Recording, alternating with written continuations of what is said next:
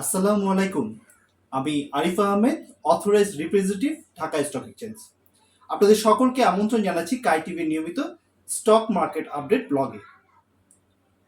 তো আজকের যে ব্লগে আমরা যে বিষয়টি নিয়ে কথা বলবো, অর্থাৎ যে টপিকটা নিয়ে কথা বলবো, সেটি হচ্ছে কি আসলে কি আগামীকাল ৭২টি কোম্পানি জেড গ্রুপে ট্রেড হবে কিনা। আসলে আগামীকাল বলতে আমরা যেটা বুঝছি যে এই ১ তারিখ চলে গেল, ১ জুলাই, অর্থাৎ একটা আর্থিক বছরের সমাপ্তি ঘটল। ঠিক এর পরের দিন যে বন্ধটা ছিল তার পরের দিন থেকে শুরু হচ্ছে কালকে, অর্থাৎ হচ্ছে গিয়ে কাল আমরা পাচ্ছি ২ তারিখ, ২ জুলাই। তো এই ২ জুলাইতে আমাদের কি আসলে এই ৭২টি কোম্পানি জেড ক্যাটাগরিতে চলে যাবে কিনা, এমন যেই আতঙ্কের মধ্যে রয়েছে আসলে বিনিয়োগকারীরা, সেই আতঙ্কটা কতখানি আসলে আমাদের মাথায় রাখা উচিত, আর আসলে এই আতঙ্কটা কি ছড়ানো হয়েছে আমাদের স্টক মার্কেটে ফায়দা লুটার জন্য কিনা, সেই বিষয়ে আজকের ভিডিওতে আসলে একটু জানবো। কারণ এই আমরা দেখেছি যে আমাদের শেষ যে কার্যদিবস ছিল ৩০ জুনে, সেদিন কিন্তু একটা দিনভর একটা আতঙ্ক ছিল। প্রথম দিকে মার্কেটটা উঠে যায়, পরের দিকে কিন্তু মার্কেটটাকে বেশ ভালো একটা ফেলে দেওয়া হয়। পরের দিকে যখন আবার এই জেড ক্যাটাগরিতে আসবে কি আসবে না এমন কোনো প্রজ্ঞাপন নেই, এমন নিউজ যখন আবার আসতে থাকে, তখন কিন্তু আবার মার্কেটটাকে ব্যাক করে নিয়ে আসা হয়। কিন্তু পরবর্তীতে কিন্তু মার্কেটটা আসলে নেগেটিভই ছিল। তো আসলে এখন আমরা কিন্তু কাল যখন আমরা নতুন একটা অর্থ বছরে পদার্পণ করছি, এর মধ্যে আমাদের বাজেট হয়ে গেছে, আসলে বাজেটে সবকিছু ডিক্লেয়ার হয়ে গেছে। এরপরে আমাদের যে আগে যে একটা প্রজ্ঞাপন ছিল আসলে, যে জেড ক্যাটাগরিতে কোন কোন শেয়ার যাবে, কোন কোন শেয়ার যাবে না, এবং জেড ক্যাটাগরিতে কেন কোন কোন কোম্পানিগুলোকে জেড ক্যাটাগরিতে ফেলা হবে, তো সব বিষয় আসলে কিন্তু আমরা আগে একটা ভিডিও করেছিলাম। তো সেখান থেকে কিছুটা রেফারেন্স নিয়ে আমরা কিন্তু আজকের ভিডিওতে আপনাদের সাথে আলোচনা করব। তো আজকের ভিডিওতে আসলে এটা নিয়ে তো আলোচনা হবেই, তবে তার আগে আপনাদেরকে আসলে আরেকটা বিষয় আমি একটু একটু জানাতে চাচ্ছি। সেটি হচ্ছে কি আসলে স্টক মার্কেটে আমরা যারা অনেকদিন ধরে আছি আসলে, তারা আমরা কিন্তু খুব ভালোভাবে জানি যে এখানে একটা স্ট্রেসের বিষয় থাকে, যে আসলে আমরা কতখানি স্ট্রেস নিতে পারবো, কতখানি স্ট্রেস নিতে পারবো না। তো যারা আসলে স্ট্রেস নিতে পারে না, তারাই কিন্তু পরবর্তীতে আর আসলে এই মার্কেটে তেমন একটা ভালো কিছু করতে পারে না বা টিকে থাকতে পারে না। আর সর্বশেষে আসলে দেখা যাচ্ছে যে অনেকেই কিন্তু শুধুমাত্র এই মানে স্ট্রেসের কারণে আম, বিভিন্ন রকম অনাকাঙ্ক্ষিত কিছু ঘটনা ঘটে যাচ্ছে। অনেকেই সুসাইড অ্যাটেম্পে যাচ্ছেন, অনেকেই আসলে ডিপ্রেশনে চলে যাচ্ছেন, অনেকে অ্যাডিকশনে চলে যাচ্ছেন। তো এমন বিষয়গুলো কিন্তু আসলে আমরা কিন্তু একেবারেই চোখ এড়িয়ে যাওয়ার মতো বিষয় না। তো এগুলো কিন্তু আসলে স্টক মার্কেটে হচ্ছে আমাদের এই প্রেশারের কারণে। তো সেই কারণে আমি বলবো যে স্ট্রেস ম্যানেজমেন্টের উপর একটি কোর্স হচ্ছে, যেটি আসলে আমার এক স্কাউটের ছোট বোন এই কোর্সটি নেবেন অনলাইনের মাধ্যমে। তো সেই অনলাইনে কোর্সটি হবে হচ্ছে কি ১১ তারিখ, ১১/৭/২০২৪, অনলাইনের মাধ্যমেই হচ্ছে। এটা রেজিস্ট্রেশন ফি ধরেছে একেবারেই মিনিমাম ৫০০ টাকা।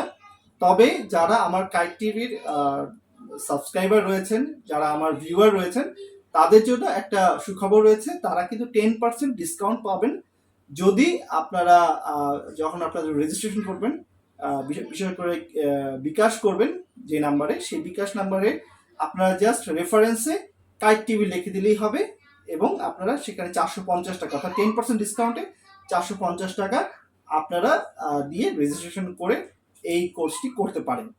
আমি নিচে ভিডিওতেই আপনাদের নাম্বারটা দিয়ে দিব, ডিটেলসটা দেওয়ার চেষ্টা করব, এবং আমার ডিসক্রিপশনে পুরো ডিটেলসটা থাকবে, ফেসবুক লিঙ্ক সহ। তো আশা করি এরকম কিছু কোর্স করে আপনারা নিজেদের মানসিকতাকে আরো দৃঢ় করে তুলতে পারেন। কারণ স্টক মার্কেটে তারাই হেরে যায় যারা আসলে মানসিকভাবে পিছিয়ে পড়ে। তো সেই কারণেই বলবো যে স্ট্রেস ম্যানেজমেন্টটা আসলে এখন খুব বেশি প্রয়োজন হয়ে পড়েছে, শুধুমাত্র স্টক মার্কেটের ক্ষেত্রে না, আমরা যারা জব করছি, যারা ব্যবসা করছি, প্রত্যেকটা জায়গায় স্ট্রেস এত বেশি এখন আমাদের উপর পড়ছে, যার কারণে কিন্তু আমরা আর এই স্ট্রেসটা নিতে পারছি না। তাই আমার পক্ষ থেকে বিশেষ অনুরোধ থাকবে, আপনারা এই স্ট্রেস ম্যানেজমেন্ট কোর্সটি করে নেবেন, আর ইনশাল্লাহ আমিও হয়তো এই কোর্সটিতে অংশগ্রহণ করব। তো আমরা একেবারে মূল আলোচনা চলে যাব। তো আপনাদের সবার সাথে আমার দেখা হবে ইন্ট্রোর পর আমরা বিস্তারিত আলোচনা করছি। আমাদের যে টপিকটা ছিল সেই টপিকের উপর। ধন্যবাদ।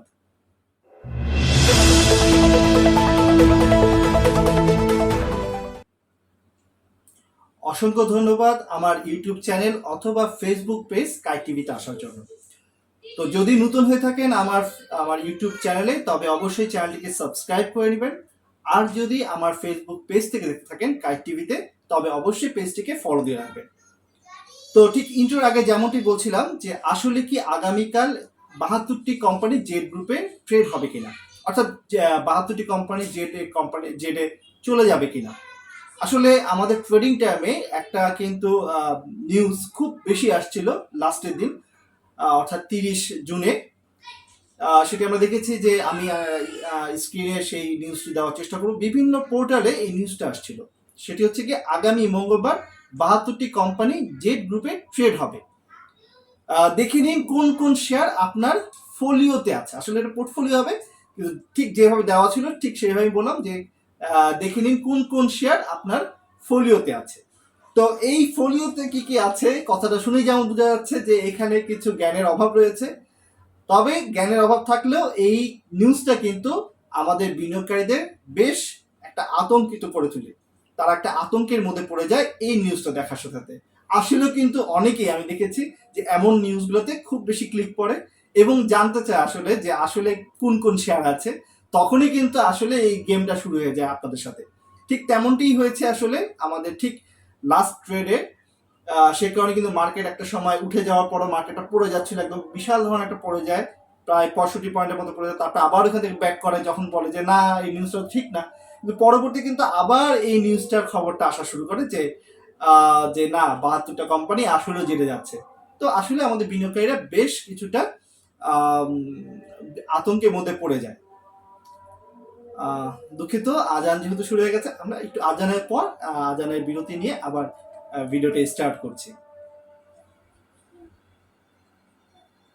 আমরা আজানের বিরতির পর আবার ফিরে আসলাম।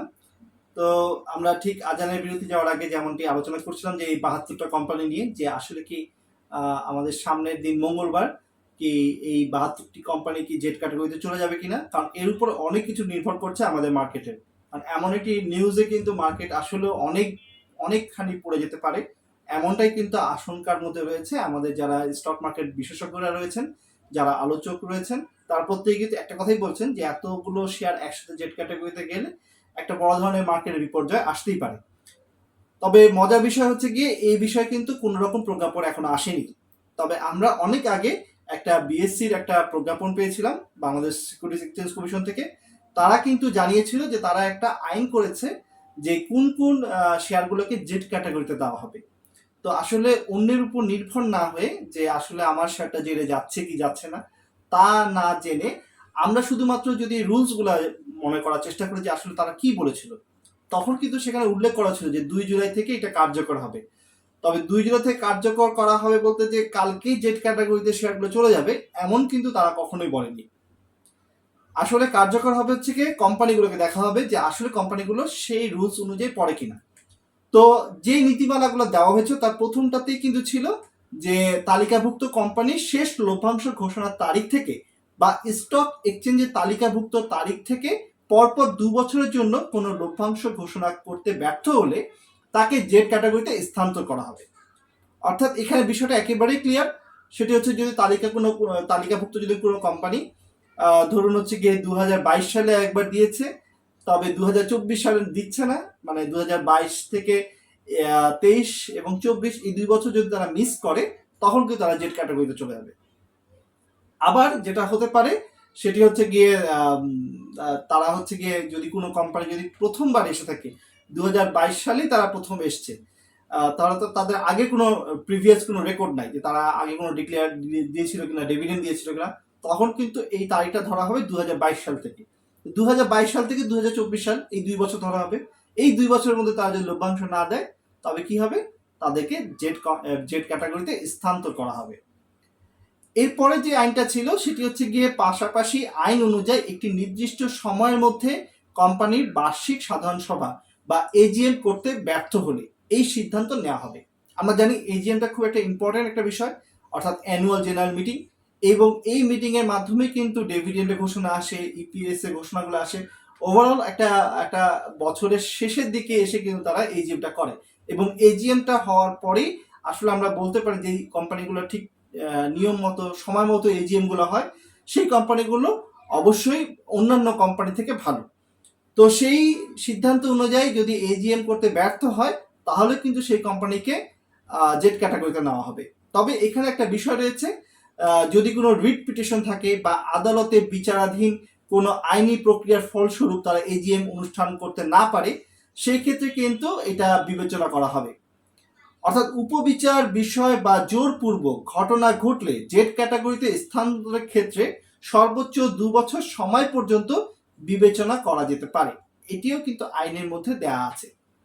3 নম্বর যে আইনটা ছিল সেটা খুব ইম্পর্টেন্ট, সেটা হচ্ছে উৎপাদনের উপর ভিত্তি করে যদি তালিকাভুক্ত কোম্পানির সংস্কার বা বিএমইআর, যেটাকে আসলে বিএমইআরটাকে একটু ভাঙে বলতে হয় আপনাদেরকে, সেটা হচ্ছে কি আধুনিকরণ, পুনর্বাসন এবং সম্প্রসারণ, এর জন্য একই ধরনের কোনো সময় যদি ব্যতীত ন্যূনতম 6 মাস একটানা উৎপাদন না থাকে, তাহলে কিন্তু জেড ক্যাটাগরিতে তাকে স্থানান্তর করা হবে।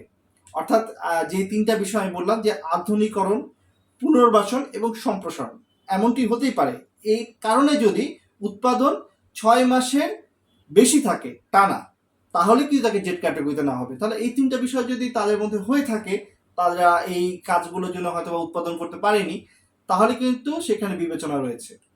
আর তাছাড়া যদি উৎপাদনে না থাকতে পারে টানা 6 মাস, তবে কিন্তু সেই কোম্পানিকে জেড ক্যাটাগরিতে যাওয়া হবে।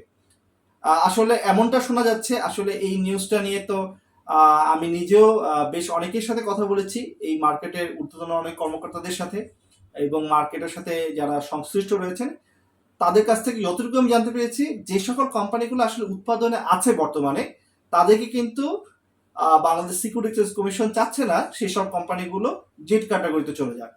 তো এখানে একটা সুযোগ রয়েছে, যেগুলো ভালো কোম্পানি বা যারা ভালোভাবে মার্কেটে চলতে চাচ্ছে, তারা ব্যবসা করতে চাচ্ছে, তাদের কিন্তু এই দিকটা যদি তারা নজর রাখে যে উৎপাদন হচ্ছে কি হচ্ছে না, যদি উৎপাদন হয়ে থাকে তবে কিন্তু তারা এই জেড ক্যাটাগরিতে যাওয়া থেকে বিরত থাকতে পারবে।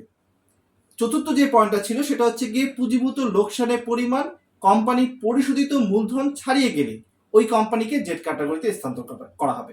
অর্থাৎ তারা যে পুঁজিভূত লোকসানের পরিমাণ লস করতে করতে যদি তা পরিশোধিত মূলধনকে ছাড়িয়ে যায়, তার থেকে বেশি হয়ে যায়, তখন কিন্তু সেই কোম্পানিকে জেড ক্যাটাগরিতে স্থানান্তর করা হবে। এবং এটা হচ্ছে 5 নম্বর যে পয়েন্টটা, সেটা হচ্ছে কোম্পানি ঘোষিত বা অনুমোদিত লভ্যাংশের কমপক্ষে 80% নির্ধারিত সময়সীমার মধ্যে পরিশোধ বা বিতরণ করতে ব্যর্থ হলে সেটি জেড ক্যাটাগরিতে স্থানান্তর করতে পারবে স্টক এক্সচেঞ্জ।